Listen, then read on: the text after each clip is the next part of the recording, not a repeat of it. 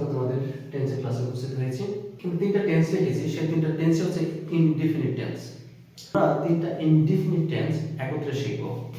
চলো দেখা যাক কিভাবে ইনডিফিনিট টেন্সগুলো আমরা তৈরি করতে পারবো। ঠিক আছে, এটা present indefinite tense, past indefinite tense, future indefinite tense. গোটা হচ্ছে ভার্ব প্রেজেন্ট ফর্ম, ওইটা হচ্ছে ভার্ব পাস্ট ফর্ম।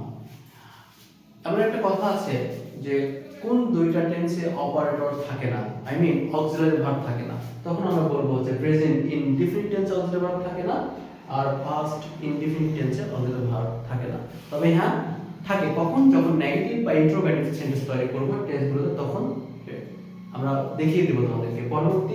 পরবর্তীতে প্রেজেন্ট ইনডিফিনিট টেন্স ও পাস্ট ইনডিফিনিট টেন্সে অক্সিলারি ভার্ব কি থাকে এটা পাওয়ার জন্য আমার সাথে লাইক, কমেন্ট, শেয়ার করে থাকুন। তো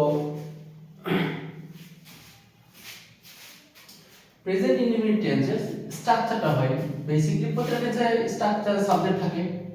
সেক্ষেত্রে ভার্ব প্রেজেন্ট ফর্ম কি একটা থাকবে, ভার্ব প্রেজেন্ট ফর্ম, আর একটা কি থাকবে ভার্বের সাথে এস, আর একটা কি থাকবে ভার্বের সাথে এসিএস, আর একটা কি থাকবে ভার্বের সাথে আইএস। এই চারটা ফর্মে প্রেজেন্ট ইনডিফিনিট টেন্সের স্ট্রাকচার তৈরি হয়ে থাকে। তো চলো দেখা যাক, আমরা তৈরি করে দেখাচ্ছি। I go to school, আমি স্কুলে যাই।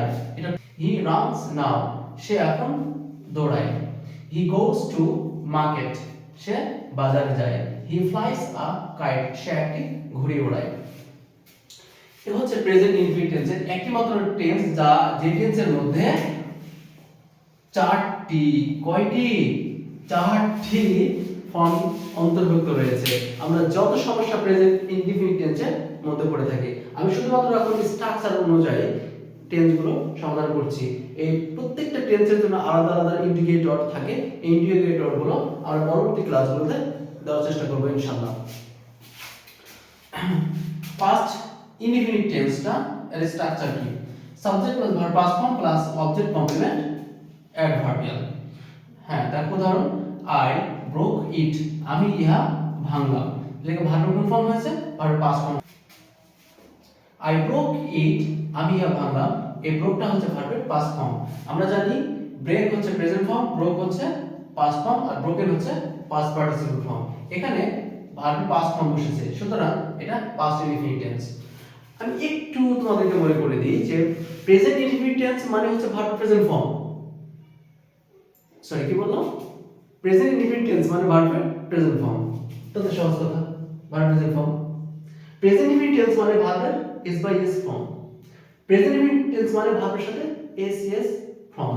প্রেজেন্ট ইনডিফিনিট টেন্স মানে ভার্বের সাথে, মূল ভার্বের সাথে বা ভার্ব প্রেজেন্ট ফর্মের সাথে আইএস ফর্ম। বুঝতে পেরেছেন নিশ্চয়ই? পরেরটা দেখি পাস্ট ইনডিফিনিট। পাস্ট ইনডিফিনিট মানে একই কথা, পাস্ট ইনডিফিনিট টেন্স মানে ভার্বের পাস্ট ফর্ম।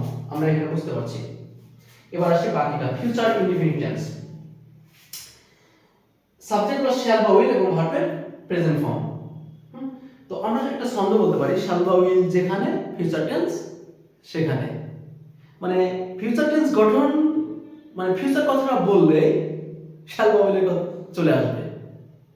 ফিউচার কথাটা বললে আমরা পেয়ে যাব হচ্ছে শ্যাল বা উইল।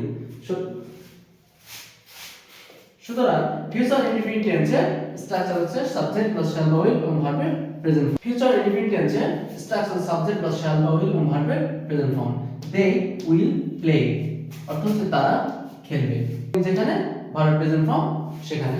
তাহলে আমি একটা কথা বলছি, শ্যাল বা উইল যেখানে, ফিউচার টেন্স সেখানে। শ্যাল বা উইল যেখানে, ভার্ব প্রেজেন্ট ফর্ম সেখানে। আশা করছি তোমরা এই তিনটা ইনডিফিনিট টেন্স বুঝতে পেরেছো। পরবর্তী টেন্সের আর বিভিন্ন ক্লাসগুলো রয়েছে। একটা টেন্সের কয়টি স্ট্রাকচার হয় আমি দেখিয়ে দেবো। একটা টেন্সের, এই ইনডিফিনিট টেন্সের একটা টেন্সের, একই টেন্সের 8টি স্ট্রাকচার। এই ক্লাসটি পেতে লাইক, কমেন্ট, শেয়ার করে পাশে থাকুন। ধন্যবাদ সবাইকে।